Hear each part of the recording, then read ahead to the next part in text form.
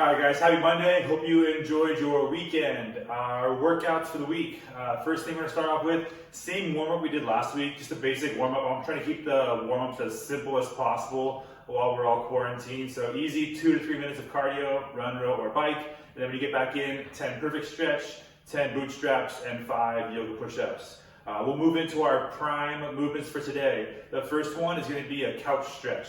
So you can do this on a chair. You're going to hook your toe on a chair, box, couch, whatever you have there. The closer your knee is to that chair or bench, the more intense the stretch will be.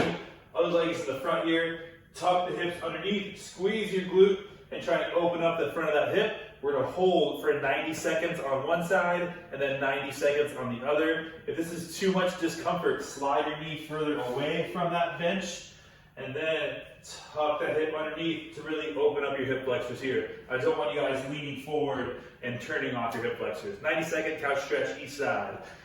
Second movement, this is for your shoulders. It's called a Cuban press. There's a couple different ways you can do it. One way is with light plates. You can do an upright row to our scarecrow position, rotate through, press up, come back to parallel, rotate inward, and then down. You can also do this if you have a thin band. You'll stand on your band, do your upright row, rotate, press, then come back down to parallel, rotate inward, and then down. So light plates or a skinny band work just fine for that portion. Third movement, it's called an over-under. Imagine a boxer, if you've ever seen them do a warm-up, you're going to duck under an imaginary rope and then over your imaginary rope. You'll do 5 times going one way. Again, duck under that rope and then step over. 5 times one way, then you go back the opposite way, over, and then ducking under that rope. Okay, 5 times each way for over-unders. And then finally, we're gonna do a little plank series here to stabilize your core, your midline. 10 seconds doing a center plank, 10 seconds into your left side, 10 seconds on your right side, 10 seconds in the middle. That's 40 seconds altogether. You would then rest for 20 seconds.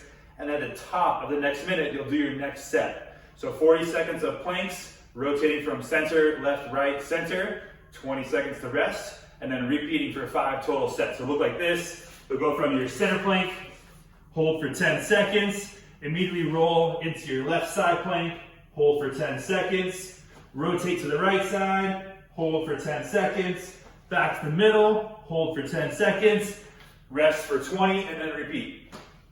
That is your prime series for today.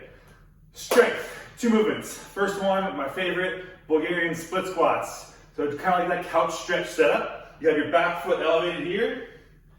You're gonna start at the bottom, making sure that at the bottom here, torso is upright, front shin is vertical. We're gonna drive through the floor, stand tall, on the way down, 1, 2, 3, touch, then stand.